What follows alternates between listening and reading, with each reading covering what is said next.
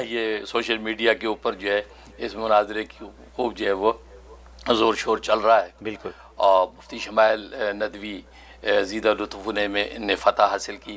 سب سے پہلے تو خیر میں مفتی شمائل ندوی صاحب آپ کو مبارکباد پیش کرتا ہوں.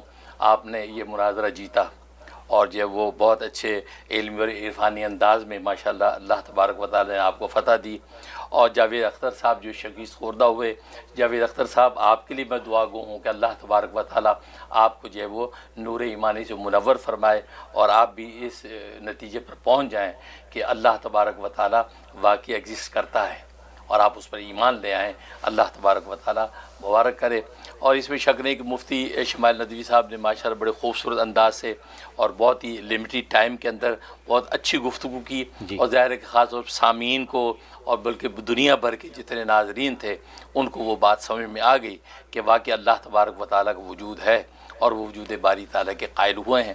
اور جاوید اختر صاحب ظاہر ہے کہ اپنا موقف جو ہے وہ اس کو جو ہے وہ ثابت نہیں کر پائے اور بہت سے جو ہے وہ الجھنوں کے اندر جو پھنس گئے، جس کے نتیجے میں ظاہر ہے کہ یہی اعلان ہوا کہ بھی وہ شکست خوردہ ہو گئے.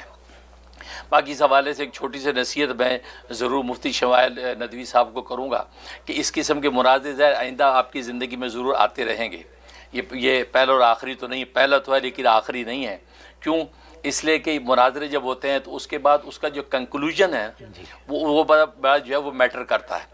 جیسے آپ نے عام دنیا کے کھیلوں میں مقابلوں میں دیکھا ہے کہ جب اینڈ ہو جاتا تو پھر وہ باقاعدہ ریفری اعلان کرتا ہے کہ یہ فاتح ہے، اس کا ہاتھ اٹھاتا ہے اور وہ یا جو دوسرا جو ہوتا ہے شکست خوردہ بھی اس کا ہاتھ خود اس کو اٹھاتا ہے. مطلب اس طرح کا کنکلوژن ہونے کے بعد اب وہ چیز اینڈ ہوتی ہے. یہاں پر یہ نہیں ہوا. اور آئندہ میں ضرور کہوں گا مفتی صاحب سے کہ یقیناً آئندہ آپ انشاءاللہ اللہ آپ سے کام لیں گے. اور ظاہر ہے کہ ابھی آپ کی انشاءاللہ وہ زندگی کے یہ نوجوانی ہے، صالح نوجوان ہیں، اب آگے انشاءاللہ سلسلہ چلے گا. تو لیکن اس چیز کو ضرور سامنے رکھیں کہ اس لیے کہ میں یہ دیکھ رہا ہوں کہ سوشل میڈیا پہ بہت سے لوگ ایسی باتیں کر رہے ہیں. آج یہ کس نے کہا فتح ہو گئی؟ کہاں اسٹیج سے کب آفیشیل اعلان کہاں ہوا فتح کا؟ یہ کس نے کہا جی ان کو شکست ہو گئی؟ وہ جو جاوید اختر تو خیر مانے ہی نہیں، وہ تو انکار کرتے رہے کیسے شکست ہو گئی. تو یہ ساری چیزیں اس لیے تو کہا جاتا ہے نا کہ وہ یہ عام کھیلوں کے اندر بھی شکست خوردہ جو ہے وہ فاتح کے ہاتھ کو خود اوپر کرتا ہے. یہ تسلیم ہے شکست کی. تو تسلیم کرنا یہ آفیشیل طور پہ گویا کہ اینڈ ہو گیا کہ آپ ہار گئے اور وہ تاریخ کا حصہ بنتا ہے. یہاں پر چونکہ شاید یہ چیز نہیں ہو سکی یا مفتی صاحب کا بھی پہلا مناظرہ تھا اس انداز سے تو اس سے نا تجربہ کاریاں بھی سامنے آ جاتی ہیں. تو اب یہ لوگ بہت سے مخالفین یہ بات اٹھانے لگے جی کس نے کہا فتح ہو گئی؟ وہ تو کچھ بھی نہیں ہوا، وہ تو ویسے شور نعرہ لگا دیا. نہیں، اس لیے فتح بہرحال ہو گئی ہے.